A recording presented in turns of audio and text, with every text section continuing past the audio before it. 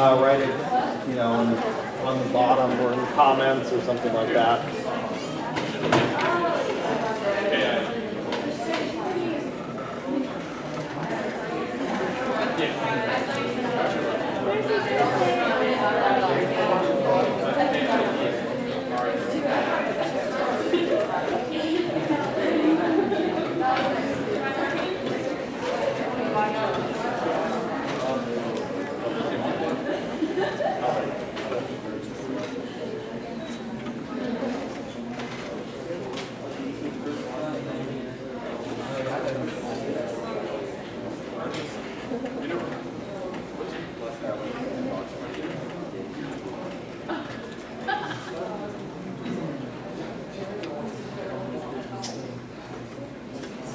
Ready? Yes. Okay. We're group 11. We're Vibe 6.1. I'm Angela. The group is composed of Julie, Kale, Kyra, Jesse, Zariah, and Jesse. We're going to talk to you today about subliminal messaging. And subliminal messages are like all around us. They're in our cars, they're on the radio, they're on the television, print, ads, digital, and everywhere else. Marketers use subliminal references to sex, power, happiness, hunger, and wealth in every type of advertisement.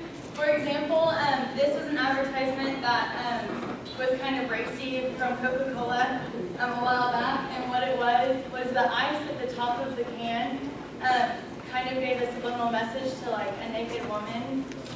And next we're gonna have Julie.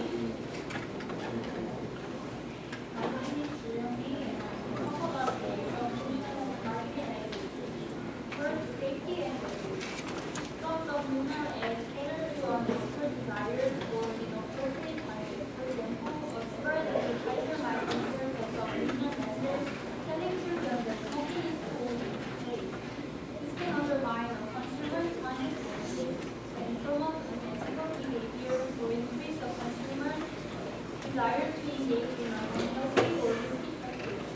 Because consumers are aware of the message, they don't know they're being manipulated. Sometimes musicians insert the subliminal message into their music. For example, in 1985, two Judas Priest attempted suicide, and their parents alleged that the band had inserted the subliminal message of suicide in their music.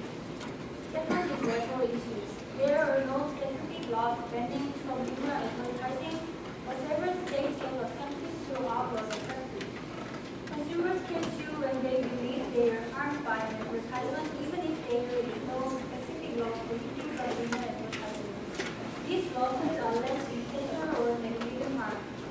The Federal Trade Commission requires that advertisers be truthful in their advertisements, and marketers that violate in advertising laws by using false subliminal messages can be fined.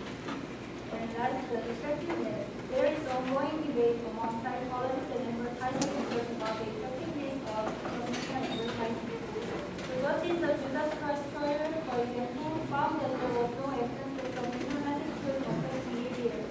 However, in subliminal advertising does not work. Attempts by advertisers to control consumer behavior or widely persuade everyone. Next is Kyle. So I'll talk about the positives of subliminal messaging. It's not all negative, at least for businesses, not harmful to customers. Obviously, the logo is important. Without it, customers usually judge companies based on the logo and other graphic branding. Like if a logo is too complex or unrelated to its brand, it risks glancing over, it risks being glanced over because it doesn't communicate its values and message early enough. Also, just because you have a logo doesn't mean it doesn't have to be good. It has to be planned very well. For example, certain shapes can apply a lot to the unconscious mind. Clever logo designs use strategically placed lines and white spaces to portray hidden meanings. In short, having a specific logo is very important because it gives the company an identity. And here are a couple of examples, like Amazon, for example. Obviously, there's two messages in there. A to Z with the arrow refers to all that's available on the site. and also doubles as a satisfied smile with a dimple. And Baskin Robbins, Feather uses the company's initials to advertise its number of ice cream flavors, 31. And colors. Obviously, color can have a huge impact with the logo. All colors have different conscious connotations, and using them carefully can change or enhance the company's image. And obviously, without them, business wouldn't be able to have an identity, differentiate each other from each other. Here are the colors, like red, for example, is urgent, can stand for energy, courage, strength, and defiance. Yellow is optimistic, meaning friendliness. Green, obviously, it can mean balance, and usually it represents the time. Purple, soothing, luxury, or quality. And blue is intellectual, it can stand for loyalty, communication, or influence. And product placement. Obviously, a product can be used in a movie or a TV show. Usually, customers, when they watch whatever they're watching, they will subconsciously attach the products to the lifestyle of the characters, and they can make them want to buy them. However, it's not always an option for every business, because obviously small businesses are not able to afford it. So that's one drawback to it.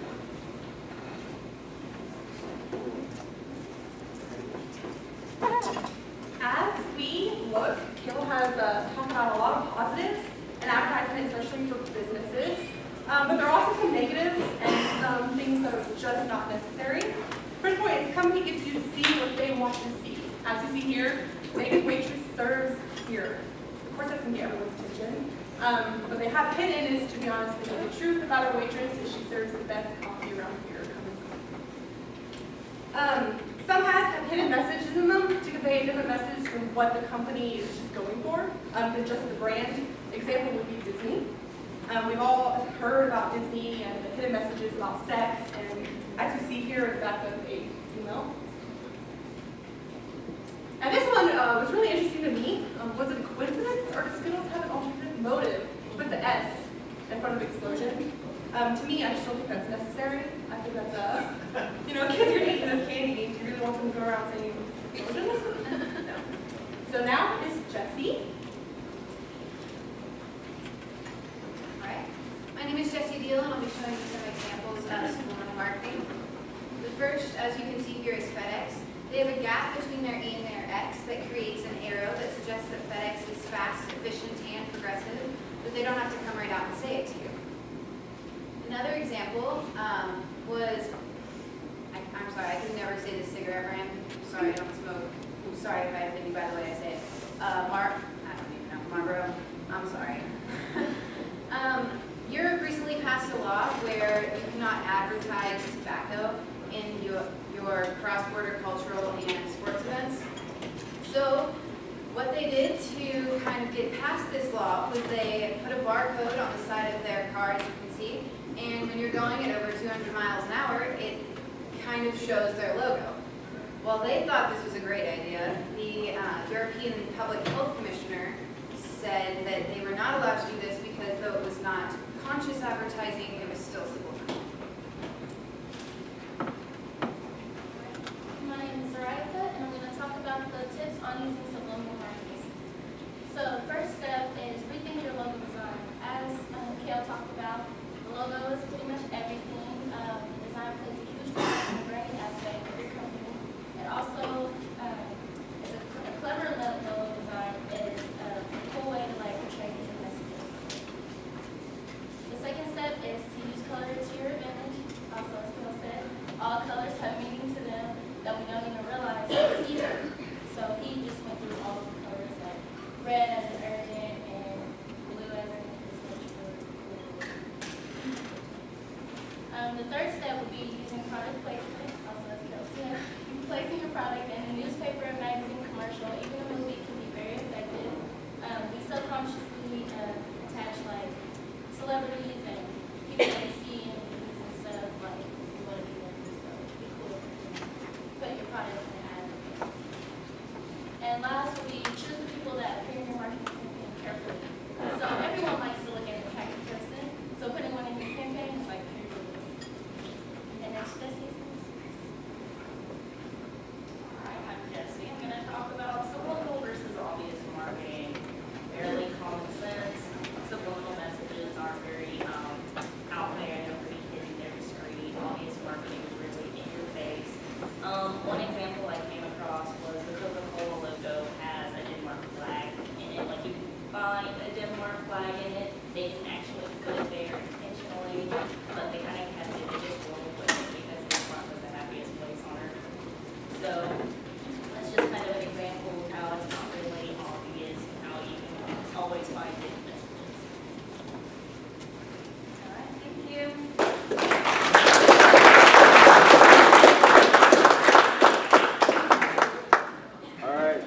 presentation. I'm surprised you didn't do the Joe Camel. The what? The Joe Camel.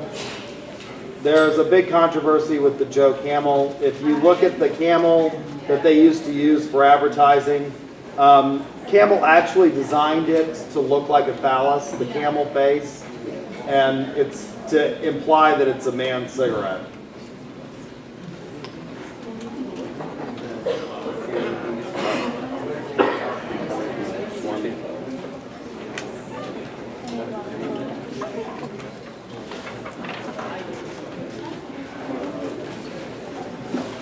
We turn the paper in now. Yeah. Number 12, right? Yes, sir.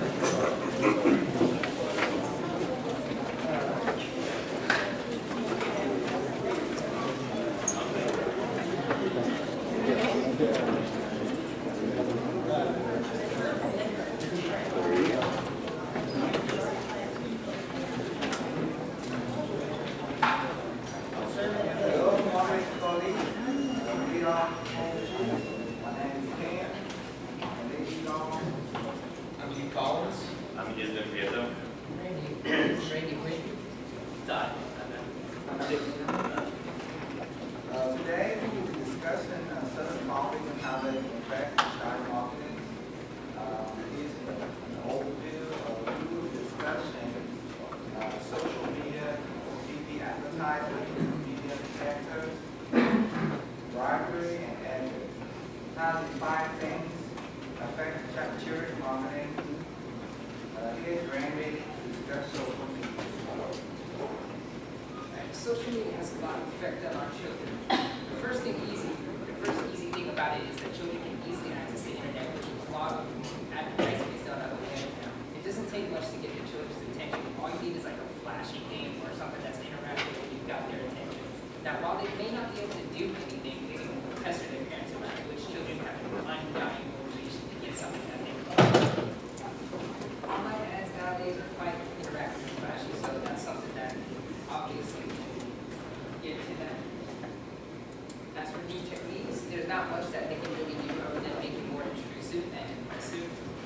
Advertising ads that are more in your face online. It's about it for that. Now for data, for Facebook data and social media, children younger nowadays are having more social media profiles the younger they are because their parents are starting to allow them. Facebook even influences that some partially because they have a parental feature where for children younger than 13 can create one with their parents approve.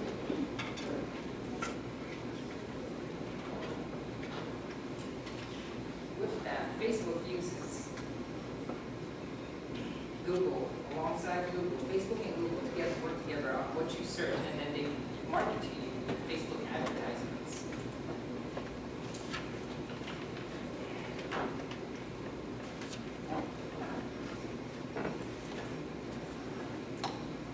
How they use that to market to your children is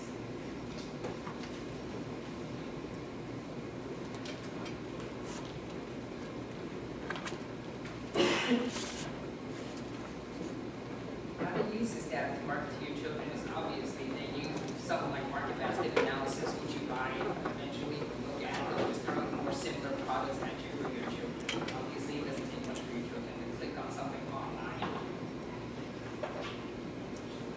The effect that this may have on your children is that for now, currently, there's nothing that can positively or negatively affect them, but in the long term, though, it may have a possible negative effect on their cognizance as they are young children. It's very impressionable.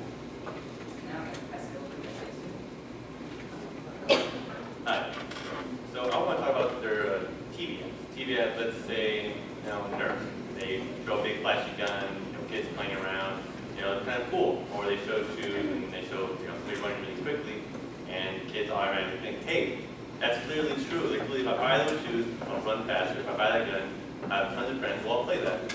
Well, a child, let's see, a child from age 3 to 8, they pretty much believe anything you say. You can pretty much tell them anything and they'll practically believe it. And clearly we both know as adults that that's not true. These kids don't know, they haven't developed enough, they are not at the age that they can. It's not until about age 8 will they actually understand persuasion that these TV ads aren't telling the truth. These TV ads aren't really healthy for kids. I'm not saying that all TV ads are bad, but quite a few are. Let's take McDonald's. Hey, buy this burger, it gives you a toy.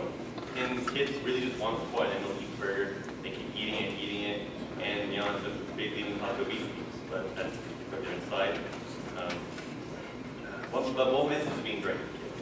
What message is being just shot at them on a daily basis? Some adults just leave their kid right there in front of the TV, and they go about their business around the house, and they leave their kids sit there for hours upon hours upon hours. And the message, one big message that's being directed to kids is waste money. Waste tons of money. As soon as you see something that's pretty or flashy, go to the store, get any money you have, and just buy it. Just don't save your money, don't think about it. Just go out there, grab it, buy it, deal with it, but you're wasting your money. Now, we don't really let children make big decisions, like how they deal with health, medical, because it's usually through their parents. We don't let them choose like what they do. They won't give them that, but we don't let them choose make big decisions like that. Why should we let them choose what we do? Not exactly what we can buy, what they can see in TV ads. Not saying that it's like 90 saying, hey, if you buy the shoe, go run faster. That's not true. Why should let the kids make the decision, hey, I want to go buy it without them being uninformed? And in the long run, yes, that can affect them. It can make them, when they're a bigger part of our society, and they can contribute, they might not. They'll be wasteful and be in the slums. Who knows? Who knows where they'll end up, but they'll be wasting money on a constant basis because of how they grew up at the young time. Now, We have a video. We're not sure the sound will work for us. We couldn't get.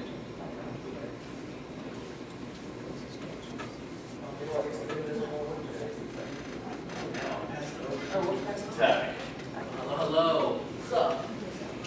Being an icon in child marketing. So how do they intertwine?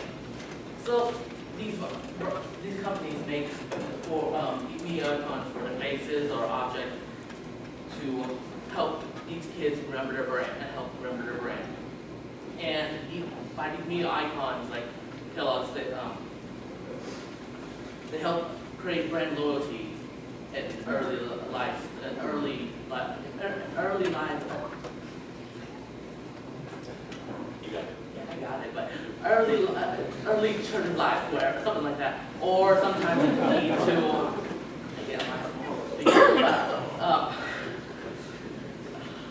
Or it sometimes can create something brand loyalty can equal to from the cradle to their grave, pretty much. And they're bombarded by these icons everywhere as kids. They go on the internet, on their bus, when they go to school, on their buses, and at school, they're bombarded by these media icons. Examples are like I said, Tony Tiger for Frosted Flakes, or Kool-Aid Man for Kool-Aid, or that creepy clown for Ronald McDonald for McDonald's. So, and these media icons are doing more harm than good because it's helping contribute to child obesity. And because like consuming these high amounts of sugar, fat, sodium, and low nutrition food that creates pretty much high risk, high health problem risk for these kids. And what most likely when they're hungry, what do you think the first object they're going to think of? Most likely maybe think of these media icons for something to eat. And lastly, in Oregon, the media icon for McDonald's, Ronald McDonald, 20,000 parents tried to petition against it to say it does a lot more harm than good, of course, and it didn't work because the court dismissed it because also Ronald McDonald's is for the Ronald McDonald's house, the charity house of theirs. And I will pass it on to good old Nick.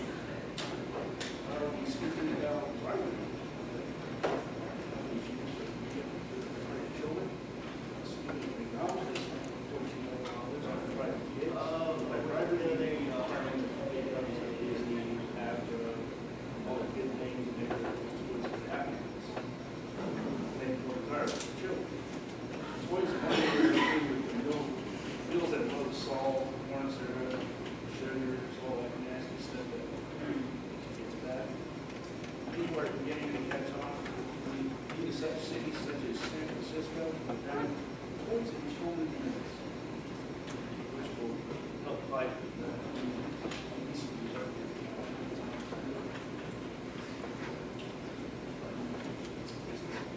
So we have a member of our group not show up today, so I'm going to be taking over the ethics slide.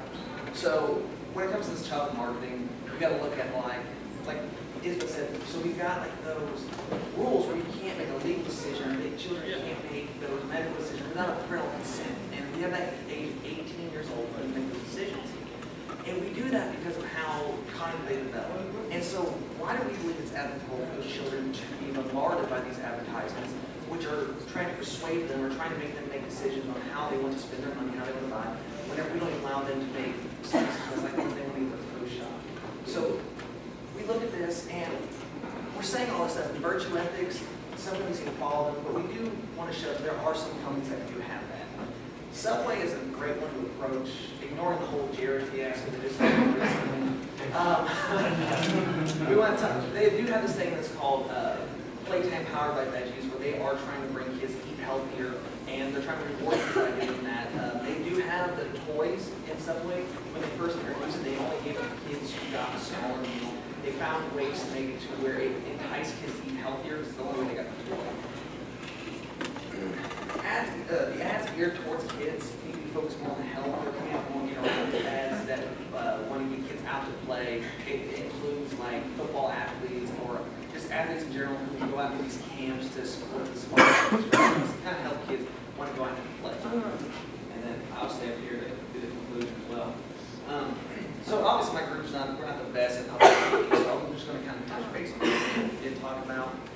So we do have the social media where you got the kids who are online, they are new to this, and they're growing up, they're better at it than most of us ever will be, because while even here during the boom of technology, they are the product of it. They will be integrating this their whole life. They don't have the memories of pre-technology like we do. So that's going to be something that they're going to be dealing with. They're going to have all like the databases that have collected data on all of them, and that's what they're going to be using. There's not going to be just the generic TV ads, which we try to use, but for some reason technology doesn't like us today. We have all that. We have the media figures, who are those icons that people, they can walk down an aisle, and the kids will notice the icons because they know what cereal they're eating. And the parents will break down and buy the cereal. They don't want the temper tantrum. They will go and they'll eat it because they think, oh, I like this character. I like Tony the Tiger. He makes me laugh on TV. I'm going to eat his cereal. We have the bribery, where you've got the Happy Meals, what's like, we say they spent $42 million on. You've got all this other stuff they try to entice us. They used to have a toy in the Cracker Jack box. And all these things they try to do to get kids to buy their products without ever thinking about what's best for the kids. They see them as more of a bottom line than an actual susceptible person. They don't see them as somebody that they can be causing harm to. So with all this, everyone is vulnerable to the propaganda. We all see it every day. We have guys, we have like Armani, we got the suits, the watches, all this to make us feel better. Think about the colognes to say, you will attract more women if you wear this. Women have the makeup, things, they think they've got to wear this to be beautiful. And we all know that's crap. We can all look at it and say, we don't believe it because we know it's not true. But like I said, children don't know that. By the age of 8, they're just now trying to understand the effects of persuasion. And with all of that, it's just not as ethical. Us, we can differentiate what's going on. They can't. Every parent knows their kid's favorite TV show because they've had to watch 100 reruns of it. And they always know that they can rely on those cartoon characters to sell their product. So we need to end the unethical marketing because we don't know what's going to happen to our kids. I mean, we cannot study the long-term effects that's happening because it's just now really starting to take off. And if we don't stop it, we never know what's going to happen to their long-term cognitive development. The quote from Dr. Susan Lin is what we believe, and we're hoping everybody else kind of understands, is that I don't believe in any advertising for children. This is background. Dr. Susan Lin is the professor of neurology and is on the board of neurology for Harvard Medical School. And we are Colchis.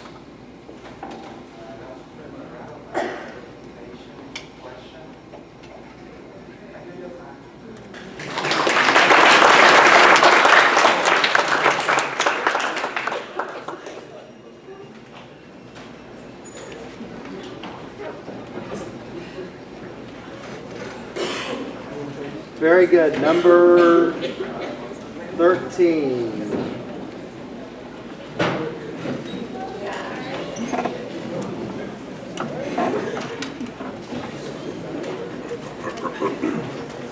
Thank you. It's on the other page.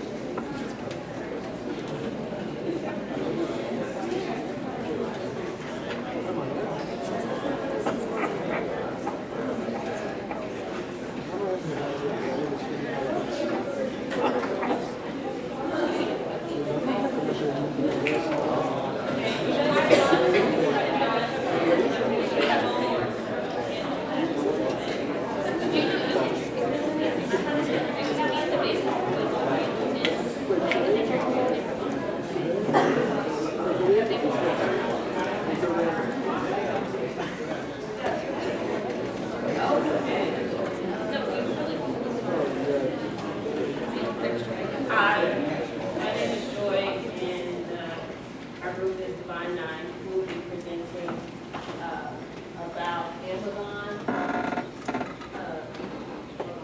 We will begin by discussing Amazon's recent lawsuit against a company called Fiverr.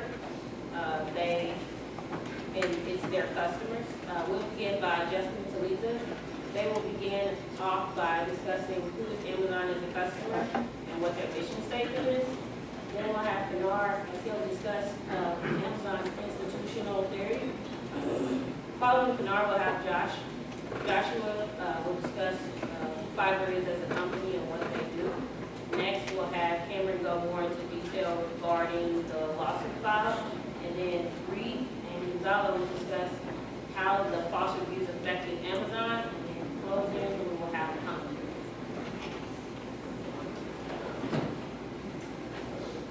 Alright, so for those of you who don't know, what is Amazon? Amazon is the world's biggest online shopping mall. It's pretty quickly put eBay out of the running. On Amazon, you can order just about anything. And if you can also become a member on Amazon Prime, where you can pay monthly or by year, order anything you want, it shows up at your house 2 days later. It was established in 1995 by Jeff Bezos. Their mission statement means they want to send their company's decisions on customer satisfaction and taste. And it's been the leading online shopping mall since the 1990s.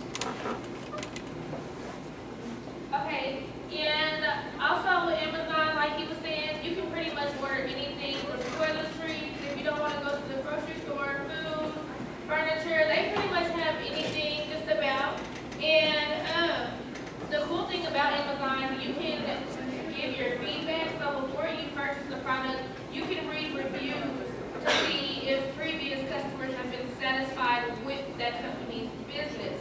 And not only that, you can also post pictures of the product that on your review, so you can kind of get a view of what it's going to look like when you get it, instead of looking at the picture that the company has posted and thinking you're going to get one thing but actually getting another. And also Amazon, they have around 97,000 employees worldwide, part-time and full-time, so that's really good as well. And their mission statement is, our mission is to be Earth's most customer-centric company, to build a place where people can come to find and discover anything they might want to buy online. My name is Kanari, and I will be going over the theory that we chose. So we chose the institutional theory, which basically says that Fiverr has gone against the beliefs of Amazon as well as what Amazon stands for. Just by saying that people posting fake reviews and paying for others to do reviews like that, it's just going against what Amazon stands for. Amazon strives to stay their morals and background, strives to have a good influence on what their products represent. They don't want people saying it's good and it's really bad. They want to be honest. So just basically going off of what they stand for as an organization and as the rules of the company.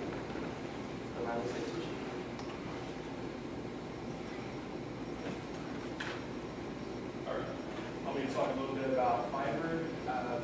They are a global online marketplace offering tasks and services, and they're getting costs around $5 per job for estimating Fiverr. The site is primarily used by freelancers who use Fiverr to offer services to customers worldwide. The website was launched in 2010, and by early 2012, they were hosting over 1.3 million. Fiverr.com has ranked among the top 100 most popular sites in the U.S. and the top 100 in the world since the beginning of 2013. Buyers pay $5, sellers receive $4 after payment process and Fiverr fees, which is the primary way that the seller makes the money.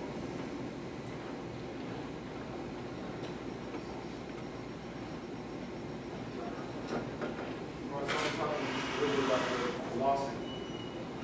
The Fiverr company has gone against the beliefs of Amazon by allowing users to write fake reviews of products on the site. Amazon is now going after individuals who are destroying the company name. Because of the cheap price, $5, it makes way for an easy compromise to the Amazon review platform.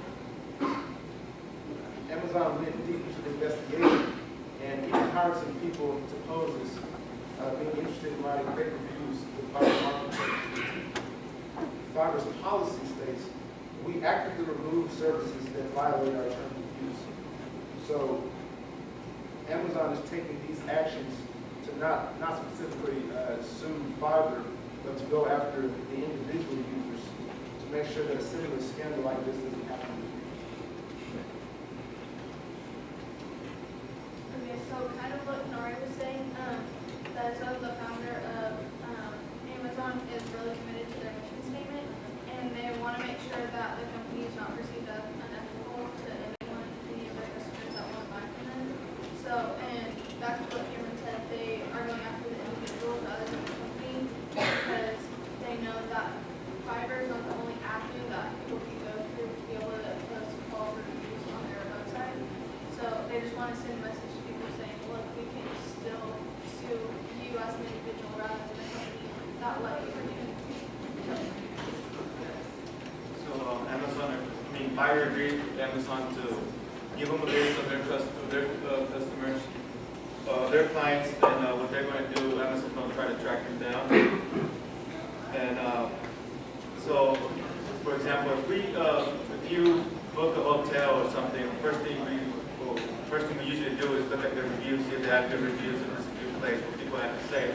So if you never purchased anything from Amazon and you're a first customer, then what you do is going to look at the reviews. So if you see all these false reviews, that's going to damage or ruin the reputation of the suppliers and manufacturers. It's going to put all this at risk for Amazon, and based on all these false reviews, and I know they're going to wrap it up.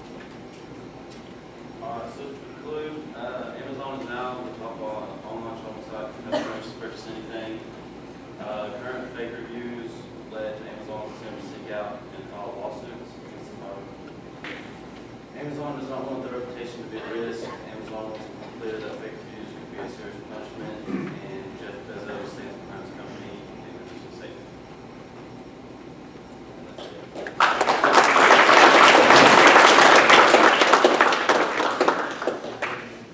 Have any of you looked at the Vine program that Amazon has? The what? Do you know what the Vine program is that Amazon has? No, the Vine. The Vine program. Yeah.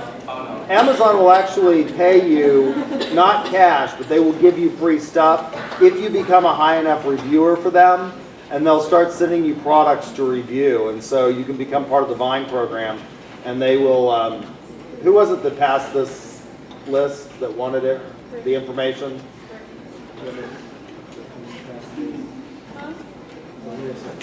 The list that you wanted? It's an interesting way. One guy has gotten over $100,000 worth of free product by participating in the Vine program.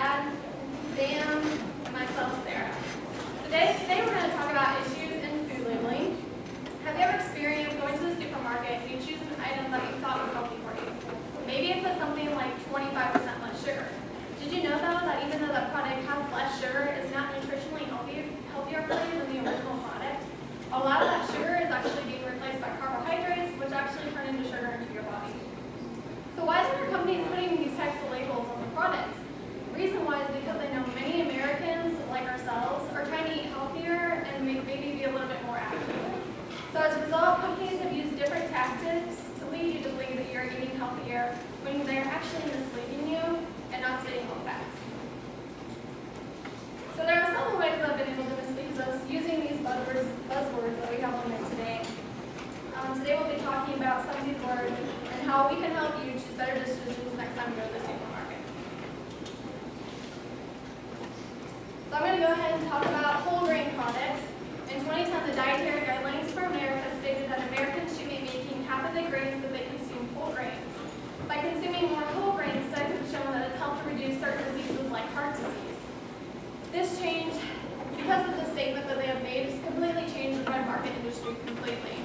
Some companies began putting buzzwords on the front of their packages to look appealing to consumers like ourselves, thinking that we were choosing a healthy bread product. So these items that are up here today, like multigrain, honey wheat, 12-grain whole grain, stone ground, cracked whole grain, contain less than 50% of actual whole grain. A lot of these products are actually enriched with white flour products that have been colored brown and have been put with some seeds to make it look like it's whole grain product. So items that are labeled 100% whole wheat are in fact whole wheat products. This was determined by the Whole Grains Council and is to help people be able to choose what is an actual whole grain product. So it makes it easier for us to spot whole grains. Also, the first ingredient will either say whole grain or whole oat flour, and that's when you know for a fact that that's actually a whole grain product.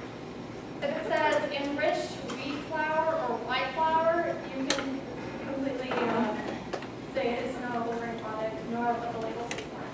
So I'm going to go ahead and insert it. This guy is going to talk about fruit juices. All right. So we've all taken a drink or two of juice, right? So when you walk down that aisle in the store, be sure to stay away from fruit drinks or fruit cocktails because they only contain around 10% of real fruit juice or none at all. And as you can see, it can contain as much sugar as a soft drink. As you can see in the slide as well, the fruit beverage has like an apple in it. So they tend to show fresh fruit in the products whether it contains real fruit or not. Don't be fooled.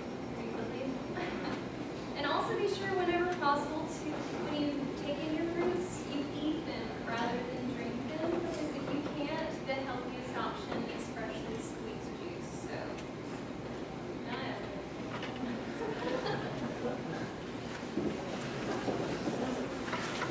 Okay, so I'm going to talk about fiber and how these companies use it to persuade their customers. Well, first, fiber, what does fiber mean? It's pretty much carbohydrates that our system cannot digest. They can be found in vegetables, fruits, grain, pretty much in any plant.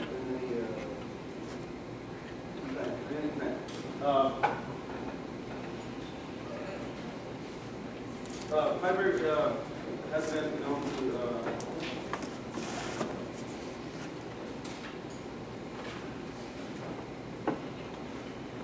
to prevent heart diseases and diabetes as well.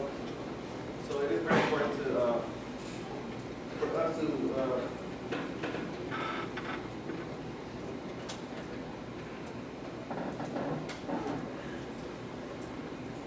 it is very important for us to consume fiber. But some of us, we don't like vegetables and stuff like that, so we choose products like this, Fiber One, stuff that we can find in the market. But these products are mainly made from synthesized fiber, which comes from starchy foods, and there is not an actual proof that this type of fiber can lower cholesterol or prevent us from many diseases. So it is important for us to always, when we're trying to get our intake of fiber, it is important to eat vegetables, fruit, stuff like that. All right, so more and more companies these days are using made with real fruit label on their products. The problem is that the U.S. Food and Drug Administration has no regulations or rules against how much real fruit actually needs to be in the product. So what's happening is companies are taking advantage of this by putting like a drop of orange concentrate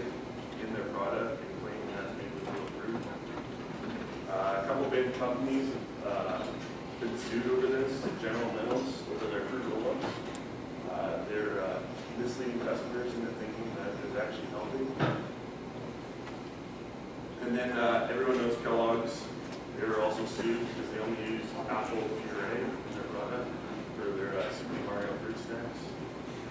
So finally, if you want to really check to see if it actually has fruit in it, you have to look at the label on the back and make sure that it's one of the top 3 ingredients for it to be a sufficient amount of fruit. On every food product, such as a chocolate bar or a bottle of Coke, you can state the amount of calories per serving. An item may state 100 calories per serving, but if someone is not aware how exactly many servings it is in product, it could mislead them. The reason this could be misleading is that you need to see how much the total amount of the calories for the entire product is, and it might have more than one serving. For example, one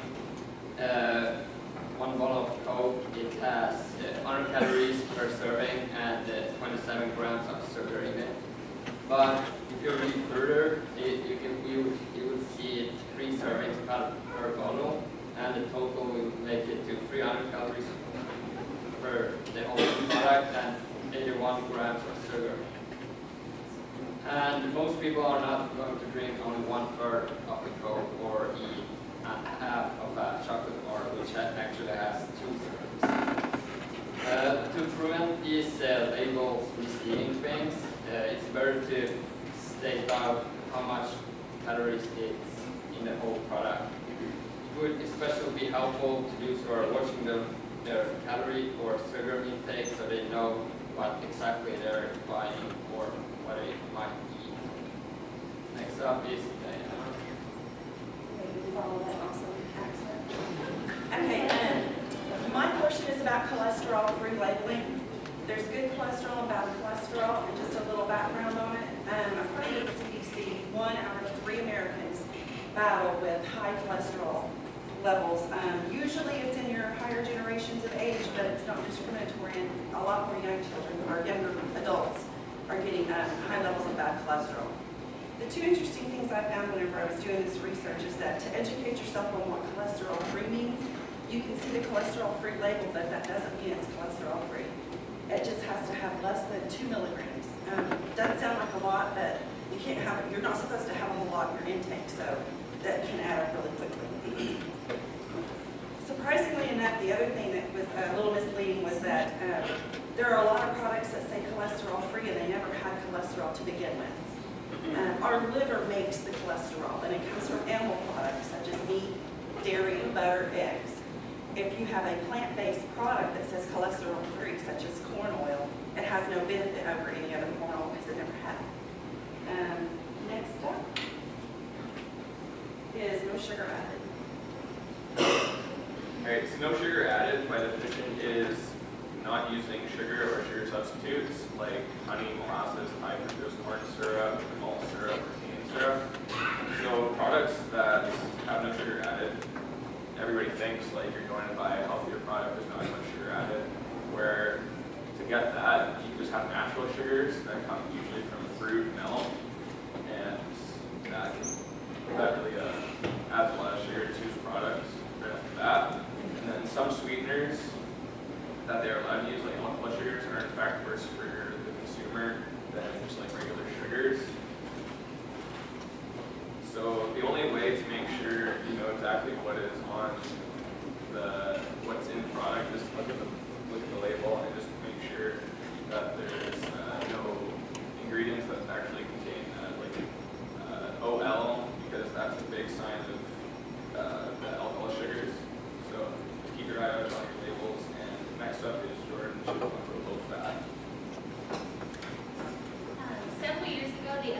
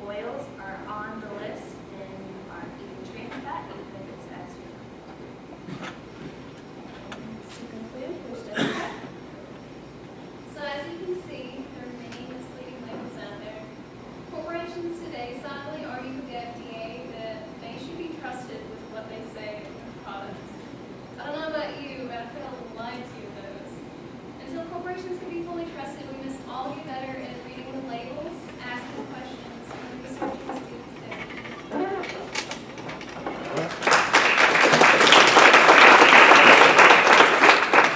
All right, good job. And did you all have a paper? Yes. May I have that, please? And we have one last group, is that right?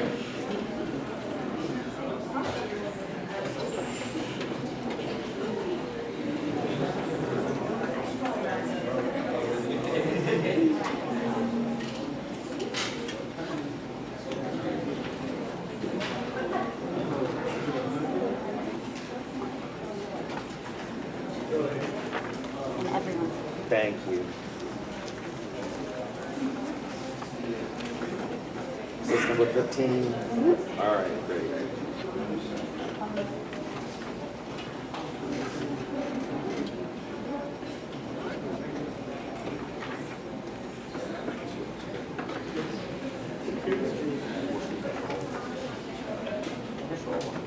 Okay, so our group is going to be talking about the Volkswagen scandal, and we know it's been touched on multiple times by other groups.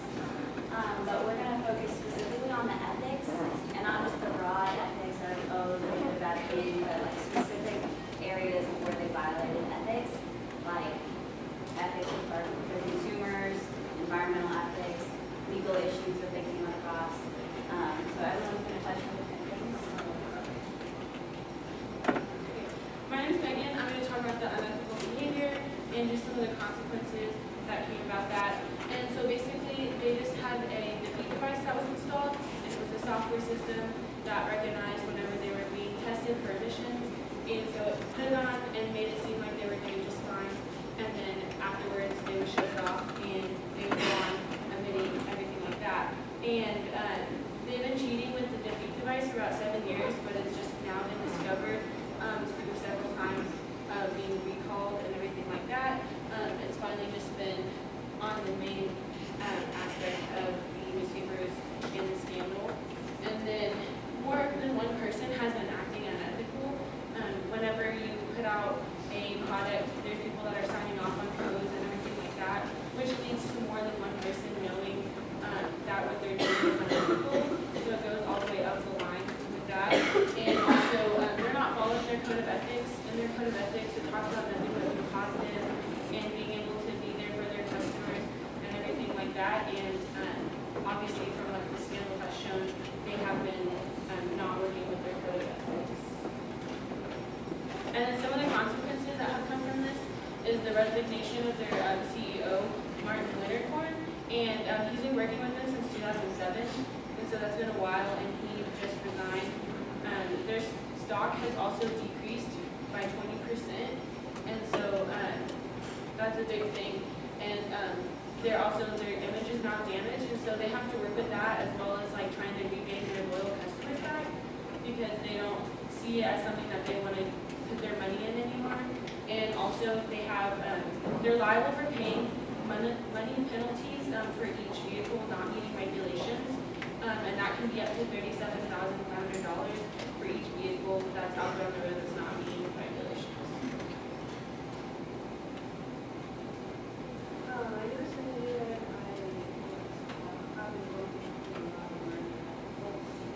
About like 11 cars and 2 Ford Explorer and regular spiders.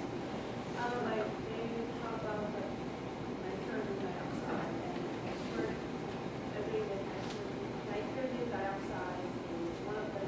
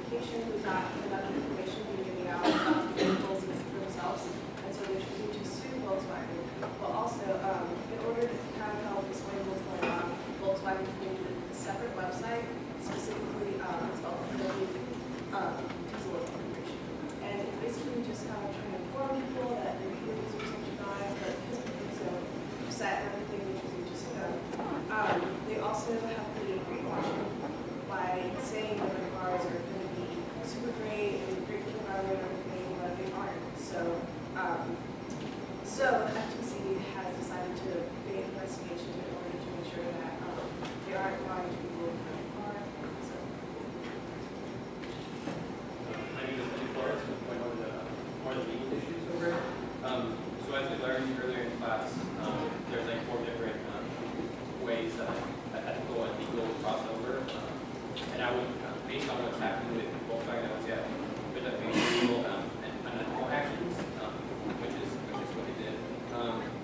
Kind of some of the broken laws, some of the laws they broke were like different environmental laws, also play the U.S. like the EPA regulations and so forth. And then some other things they might not think about is like fraud, which is like contract the customer has with the company, and then as well as some breach of contract and fraud. And with that, so there's bound to be lawsuits, both civil and criminal, against executives and so forth. What was estimated when we began this research was that Volkswagen today had set aside $6.7 billion dollars to pay the legal fees. Last night I was doing some research, and since there was more investigations done, they found it was just the diesel cars that were part of the investigation, but now some gasoline cars are part of it. There's not that many, but just a few. And so since then they've added an extra $2.2 billion to deal with the legal fees that will result from lawsuits, which like people are suing them for because their cars. Last time I checked, there was over 350 lawsuits pending throughout the U.S. alone, and there's bound to be more in different countries as they continue their investigations. And then something else I wanted to touch upon was the Gates Memorandum, which was issued by the Department of Justice on September 9th. This is basically meant to hold accountable the specific executives or individuals who kind of, I guess, were the top people that started this scandal in a way. So basically, it's meant to, like, I guess, make sure that they get the appropriate jail time, appropriate consequences to the actions it's also known as an individual accountability for corporate wrongdoing. And so this could also, with all these legal issues going on, it not only affects the company, but like if there are any software engineers involved with the machine device and so forth, they might not be able to market themselves as well since they're part of this scandal. So it not only hits the company, but as well as like executives and people who work for the company. And then with that, like, there could be some criminal charges against the specific people that were part of it along with the company that had all the issues. So if you have any questions, we're more than happy to answer any. But other than that, thank you for your time and for your attention.